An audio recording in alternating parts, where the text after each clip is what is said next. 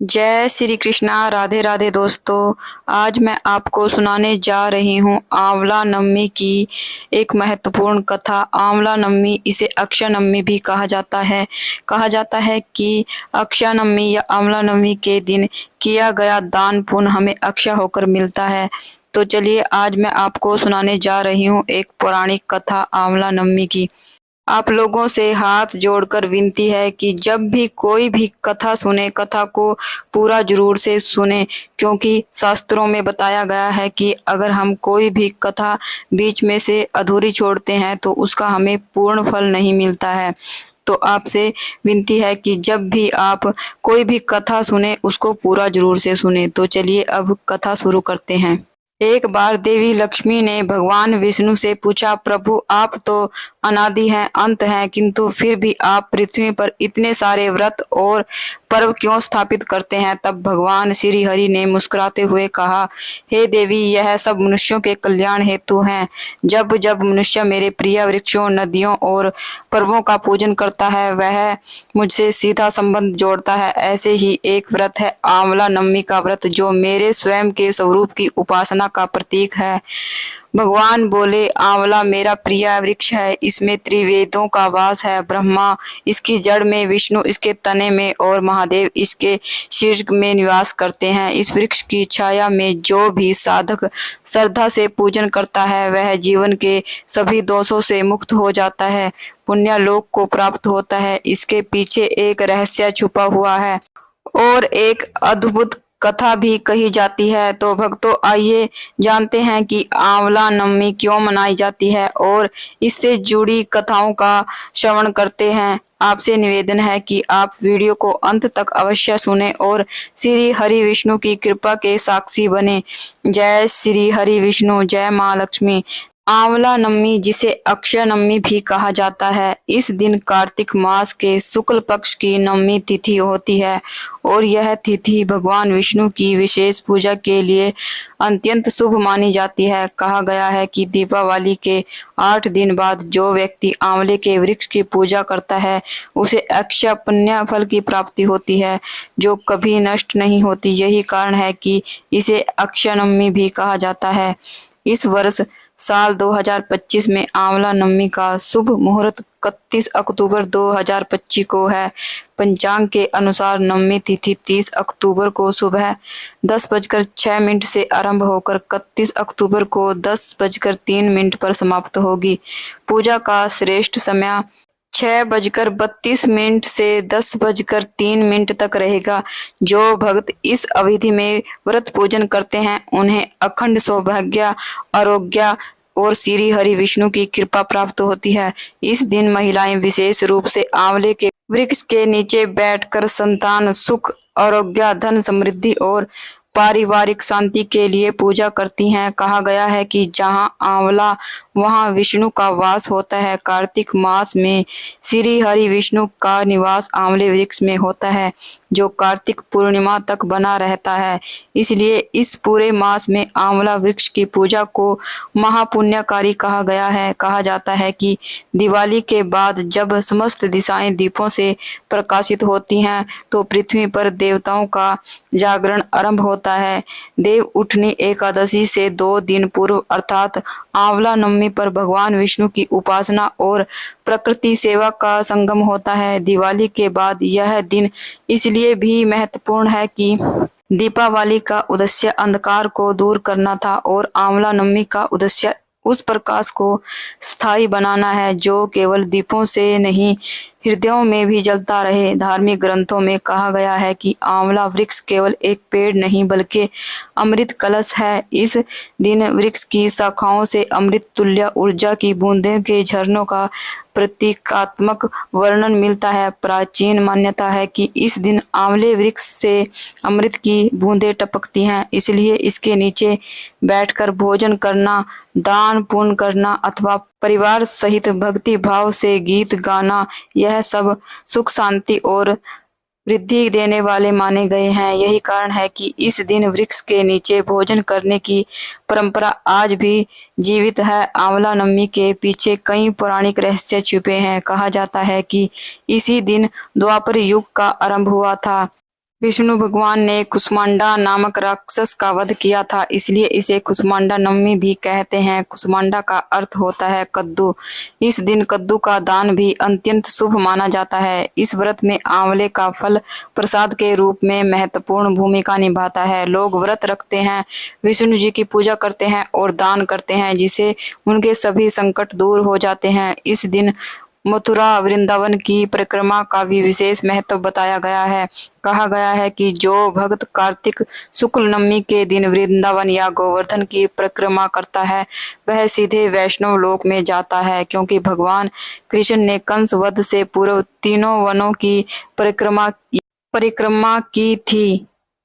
इसके पीछे एक अद्भुत कथा भी कही जाती है। प्राचीन समय में एक नगर था जिसका नाम था कांतिपुर। वहाँ एक अत्यंत दयालु और धर्मपरायण राजा राज्य करता था, जिसका नाम विक्रमसेन था। उसकी रानी मालवती अत्यंत सुशील, भक्तिमय और धर्मनिष्ठा थी। दोनों हर एकादशी, पूर्णिमा और अमावस्या के दिन व्रत करते थे। किंतु एक वर्ष ऐसा हुआ कि कार्तिक मास के दौरान रानी गंभीर रूप से बीमार हो गई। डॉक्टरों और वैद्यों ने बहुत उपचार किए, परंतु कोई लाभ नहीं हुआ। राजा अत्यंत दुखी हुआ और उन्होंने भगवान विष्णु से प्रार्थना की, हे नारायण, यदि मेरे जीवन का कोई भी पुण्य शेष है तो मेरी रानी का दुख दूर कर दीजिए। उसी रात राजा को स्वप्न में भगवान विष्णु ने दर्शन दिए। उन्होंने कहा, राजन, तेरी रानी का रोग केवल औषधियों से नहीं मिटेगा। कार्तिक मास की शुक्ल पक्ष की नवमी तिथि को आंवला वृक्ष के नीचे मेरा पूजन कर और रानी को भी वहां बैठाकर भोजन कराना। उस वृक्ष के नीचे स्वयं मैं निवास करता हूँ। सुबह होते ही राजा ने नगर में घोषणा करवा दी, आज से सभी लोग कार्तिक नवमी को आंवले का पूजन करेंगे। नवमी के दिन पूरे नगरवासी आंवले के वृक्ष के नीचे इकट्ठे हो जाते हैं। राजा रानी ने विधिवत पूजा की, दीप जलाए, भगवान विष्णु का आवाहन किया और आंवले के वृक्ष के जड़ों में दूध, जल, गंगा जल अर्पित किया। पूजा के पश्चात रानी ने वही प्रसाद रूप में भोजन किया। जैसे ही पहला ग्रास उन्होंने मुख में डाला, उनके शरीर से रोगों के सारे लक्षण गायब हो गए। पूरे नगर में विष्णु भगवान की जय जयकार होने लगी। आंवला वृक्ष के नारे गूंज उठे। तब भगवान विष्णु ने आकाशवाणी की, हे भक्तों, आज से जो कोई कार्तिक नवमी के दिन आंवला वृक्ष का पूजन करेगा, उस पर मेरी और लक्ष्मी जी की कृपा बनी रहेगी। वह व्यक्ति कभी दरिद्र नहीं होगा।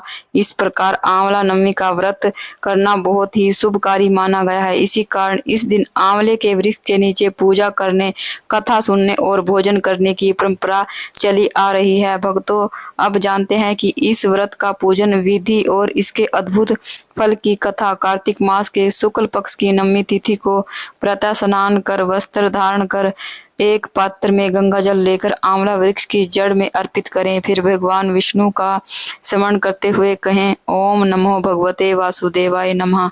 आंवला वृक्ष पर रोली, चावल, पुष्प, दूध, जल, धूप और दीप अर्पित करें। वृक्षों के चारों ओर 3 बार परिक्रमा करें। इसके पश्चात वहां बैठकर विष्णु सहस्त्र नाम का पाठ करें। इस दिन ब्राह्मणों को भोजन कराएं, गरीबों को दान दें। ये सभी चीजें अनिवार्य मानी गई हैं। जो व्यक्ति स्वयं आंवला वृक्ष के नीचे बैठकर भोजन करता है, वह अनंत जन्मों का पुण्य प्राप्त कर लेता है। कहा गया है कि आंवले के नीचे भोजन करना तिरुपति के दर्शन करने के समान फलदायी है। एक अन्य पौराणिक कथा के अनुसार सतयुग में एक ब्राह्मण पत्नी थी जिसका नाम सुहासिनी था। वह अत्यंत धार्मिक, पतिव्रता और विष्णु भक्त थी। हर वर्ष कार्तिक मास में वह अपने पति के साथ आंवला वृक्ष की पूजा करती थी, किंतु एक बार उसके पति तीर्थ यात्रा पर चले गए और वह अकेली रह गई। उसने सोचा, क्या बिना पति के यह व्रत करूं या नहीं। तब एक दिव्य आवाज आई, देवी, श्रद्धा से जो कार्य किया जाए उसमें भगवान स्वयं सहयोग देते हैं। सुहासिनी ने पूरी श्रद्धा से आंवला नवमी का व्रत किया। उसने वृक्ष की जड़ में दीप जलाया, फूल चढ़ाए और भगवान विष्णु का नाम जपते हुए वहीं भोजन किया। उसी समय भगवान विष्णु वहां स्वयं प्रकट हुए और बोले, हे देवी, तेरा यह व्रत मुझे अत्यंत प्रिय हुआ। आज से जो भी इस व्रत को करेगा उसे लक्ष्मी जी का आशीर्वाद सदैव प्राप्त होगा। उस घर में कभी भी अन्न, धन या सौभाग्य की कमी नहीं रहेगी। आंवला नवमी का एक वैज्ञानिक पहलू भी अत्यंत रोचक है।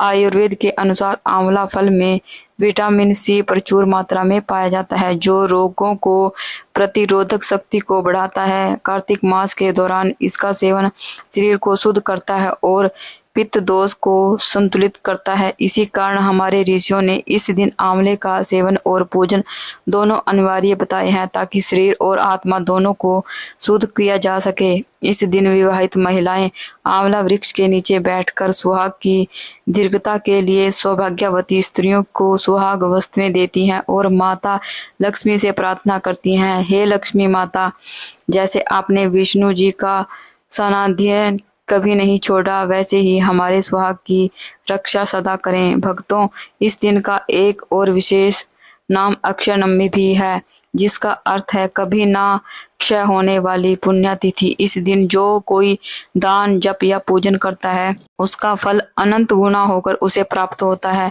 कहा गया है कि आंवले के तले जो करे नवमी पूजा, प्राण नरक द्वार ना पावे, विष्णु लोक में हो स्थान। अतः जब सूर्य अस्त होता है और कार्तिक की ठंडी हवा में आंवले की पत्तियां हिलती हैं, तो ऐसा लगता है जैसे भगवान विष्णु स्वयं मुस्कुराते हुए आशीर्वाद दे रहे हों। हे भक्तों, जिसने आज आंवले की पूजा की, वह मेरे सानिध्य को प्राप्त करेगा। उसके घर में लक्ष्मी का वास होगा और उसके कुल में कभी दरिद्रता नहीं आएगी। आंवला नवमी केवल एक व्रत नहीं, बल्कि भगवान विष्णु की उपासना है।